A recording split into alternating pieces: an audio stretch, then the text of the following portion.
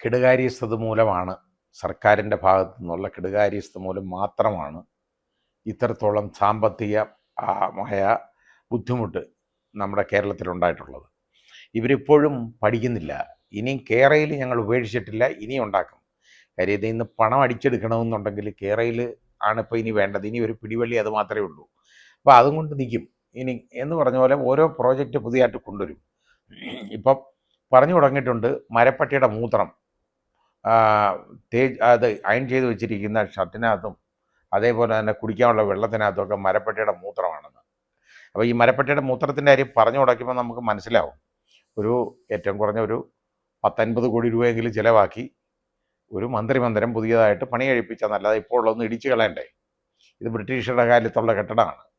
അത് ഒന്ന് ഇടിച്ചു കളയണം. ഇടിച്ചു കളഞ്ഞിട്ട് പുതിയ ഒരു മന്ത്രിമന്ദിരം പണിയുന്നത്. ഇതിന് വർഷം തോറും കോടിക്കണക്കിന് രൂപ ചിലവാക്കിയാണ് ഇത് റിനോവേറ്റ് ചെയ്യുന്നത് കേട്ടോ. അപ്പം മരപ്പട്ടി ഇനി പുതിയത് വെച്ചാൽ മരപ്പട്ടി വരത്തില്ലേ? മരപ്പട്ടിക്ക് അങ്ങനെ പുതിയ കെട്ടിടമെന്നോ പഴയ കെട്ടിടമെന്നൊന്നുമില്ല. പിന്നെ ഇത് മരപ്പട്ടി അതിന് വരേണ്ട സ്ഥലങ്ങളിലേ അത് വരുള്ളൂ എന്ന് നമ്മൾ വിചാരിച്ചാൽ മതി. അതിനെക്കുറിച്ച് ഞാൻ കൂടുതൽ പറയുന്നില്ല. ഇത് ഇപ്പോൾ ഇവർക്ക് വേണ്ട എന്താണെന്നറിയോ? ഇതിപ്പം ഇവിടെ കേരളീയം നടത്താൻ അതിന് പണമുണ്ട് കേട്ടോ. നവകേരള സദസ്സെന്നും പറഞ്ഞ് കോടിക്കണക്കിന് രൂപയുള്ള വിലയുള്ള ബസ്സിനകത്ത് കയറി ഈ കേരളം മുഴുവൻ ചുറ്റി ഉള്ള ചാപ്പാടുമൊക്കെ ഇഷ്ടം പോലെ വാരിയടിച്ച് നാട്ടുകാരെയൊക്കെ വാരിയിട്ട് അടിച്ച് തൊഴിച്ച് ഒക്കെ പോകുന്നതിനുള്ള ചിലവൊന്നും പ്രശ്നമല്ല. അതെല്ലാം ഉണ്ട്. പക്ഷേ സർക്കാർ ഉദ്യോഗസ്ഥർക്ക് ഇത് ചരിത്രത്തിൽ ആദ്യമായിട്ടാണ് ഇതേപോലെ 1-ാം തീയതി ശമ്പളം മുടക്കുന്നത്. അത് പണ്ടൊരിക്കൽ ശ്രീ AK ആൻ്റണി ഭരിക്കുമ്പോൾ ഉണ്ടായിട്ടുണ്ടെന്ന് പറഞ്ഞു കഴിഞ്ഞാൽ അത് അങ്ങനല്ല. അത് നേരത്തെ പറഞ്ഞു. കാരണം അടുത്ത മാസം നിങ്ങളൊന്ന് ക്ഷമിക്കണം, നിവൃത്തിയില്ല എന്ന് പറഞ്ഞു. അത് തന്നെ വൃത്തികേടാണ്. അത് വേറെ കാര്യം. ഞാനതിനെ അനുകൂലിക്കുന്നില്ല, തെറ്റാണ്. ഈ സർക്കാർ ഉദ്യോഗസ്ഥരെല്ലാം ആരായാലും തൊഴിൽ ചെയ്യുന്നവർക്ക് അവരുടെ കൂലി കിട്ടുക എന്ന് പറയുന്നതാണ്, അത് കൊടുക്കുക എന്ന് പറയുന്ന ഒരു ബാധ്യതയാണ്.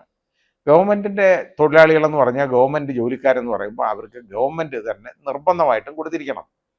ഈ ഒരു കാഴ്ചപ്പാടേ പാടുള്ളൂ ഇങ്ങനെയുള്ള കാര്യത്തിൽ. അതിന് പകരം ഇന്ന് 1-ാം തീയതി നിന്ന് ശമ്പളം ഇല്ല, അനങ്ങാതിരിക്കുക.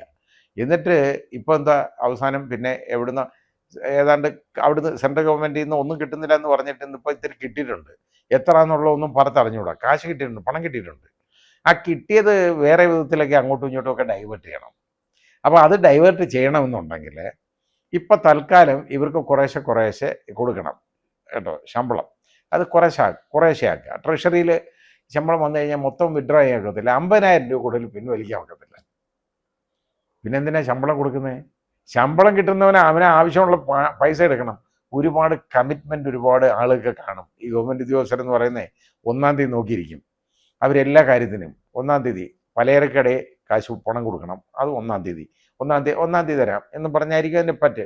സ്റ്റേഷനറി കടയിൽ കാശ് കൊടുക്കണം, അത് 1-ാം തീയതി. ഇതേപോലെ ഇവർക്ക് ഒരുപാട് ബാധ്യതകളും ബുദ്ധിമുട്ടുകളും എല്ലാവർക്കും ഉണ്ട്. അപ്പോൾ അതെല്ലാം മീറ്റ് ചെയ്യേണ്ടത് ഈ 1-ാം തീയതി കിട്ടുന്ന ശമ്പളമായിരുന്നു. അപ്പോൾ അതില്ലാതെ വരിക എന്ന് പറഞ്ഞു കഴിഞ്ഞാൽ ഇവർ എങ്ങോട്ട് പോകും? ഗവൺമെൻറ് ആകെപ്പാടെ തകർന്നു കഴിഞ്ഞു. ഇവിടെ ഈ ഭരണസ്തംഭനം എന്ന് പറയുന്നതിന് ഒരു സംശയമില്ല. ഇവിടെ കേരളത്തിൽ ഭരണസ്തംഭനം തന്നെയാണ്. അല്ലാതെ നടന്ന് പ്രസംഗിച്ചുകൊണ്ട് യാതൊരു കാര്യവുമില്ല. അവിടെ ഇവിടെയൊക്കെ അങ്ങോട്ട് പോയി നിന്നോണ്ടേ, അതായത് 10ഉം 20ഉം 40ഉം വണ്ടികളുടെ അകമ്പടിയും സേവിച്ച് അങ്ങോട്ട് പോയിട്ട് എവിടെയെങ്കിലും കയറി നിന്നിട്ട് വിളിച്ചു പറഞ്ഞ് ഞങ്ങൾ അങ്ങനെ ആക്കും ഇങ്ങനെ ആക്കും, ഇവിടെ വളരെ വലിയ വികസനമാണ്. വികസിക്കുന്ന ആരാന്ന് നോക്കിക്കോണേ, ഇവരൊക്കെ തന്നെ വികസിക്കുന്നേ, അല്ലാതെ ജനങ്ങളോ ഈ നാടോ അല്ല വികസിക്കുന്നത്. അപ്പോൾ ഈ രീതിയിലുള്ള ഒരു ഇത്രയും വലിയ കെടുകാര്യസ്ഥത മൂലമാണ് യഥാർത്ഥത്തിൽ ഇവിടെ ഈ ധനദൗർലഭ്യം ഉണ്ടായിട്ടുള്ളത്, ട്രഷറി പണമില്ലാതായത്. ഇങ്ങനെ ഒരു കാലത്തും വന്നിട്ടില്ല. ഇങ്ങനെ വരുമെന്നറിയാമല്ലോ. കാരണം ഇത് വരുവിനല്ലാതെ ചിലവാക്കണം. ഇപ്പോൾ എന്താ കേന്ദ്ര ഗവൺമെൻറ് എന്ത് ചെയ്യണമെന്നാണ് പറഞ്ഞേക്കുന്നത്? കടം എടുക്കാൻ അനുവദിക്കണമെന്ന് കൂടുതൽ. ഇത് പണം പലിശക്കെടുത്ത് തിന്നുകയാണ്. ഇത് ആർക്കെങ്കിലും രക്ഷപ്പെടാൻ പറ്റുമോ? പണം ഉണ്ടാക്കിയെടുക്കാനുള്ളൊരു മെത്തേഡ് നോക്കുക എന്നുള്ളതല്ലാതെ ഈ പണം പലിശക്കെടുത്ത് തിന്നുക എന്ന് പറഞ്ഞു കഴിഞ്ഞാൽ എന്ത് ചെയ്യാൻ പറ്റും? ജീവിക്കാൻ പറ്റുമോ? എത്ര നാൾ പലിശയ്ക്ക് പൈസ എടുത്ത് തിന്നും? ഒരു വ്യക്തിയുടെ കാര്യം ഞാൻ പറഞ്ഞേ, അതുപോലെ നമ്മുടെ സംസ്ഥാനത്തിൻ്റെ കാര്യം കളക്റ്റീവല്ലേ. പണം എടുത്ത് പലിശയ്ക്കെടുത്ത് എത്ര നാൾ ആഹാരം കഴിക്കും? അത് ചിന്തിക്കേണ്ട കാര്യമാണ്. പക്ഷേ ഇവരതെങ്ങനെ ആലോചിക്കും? ഇവരൊക്കെ തൽക്കാലം ഇവരുടെ കാര്യം നടക്കണം, അപ്പോൾ പണം എടുക്കണം. ഇനി അപ്പം ഇതുപോലുള്ള ഒരുപാട് കാര്യങ്ങൾ ചെയ്യണം.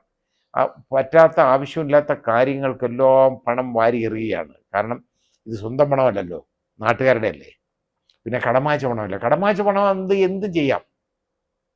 കാരണം അത് ഇവർക്ക് കൊടുക്കണമെന്നില്ലല്ലോ, തിരിച്ചു കൊടുക്കേണ്ട കാര്യമില്ല.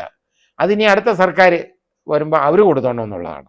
അപ്പോൾ ആ നേരത്ത് ഇങ്ങനെ കാണുന്നതെല്ലാം വാങ്ങിച്ചെടുക്കാൻ നോക്കും എന്ന് പറഞ്ഞ പോലെ ഉള്ളിപ്പോൾ ഇത്രത്തോളം അഴിമതി നടത്തിയിട്ടുള്ള ഒരു ഗവൺമെൻറ്റും ഞാൻ കണ്ടിട്ടില്ല ഇവിടെ ഈ സംസ്ഥാനത്ത് ഇതുവരെ ഞാൻ കണ്ടിട്ടില്ല.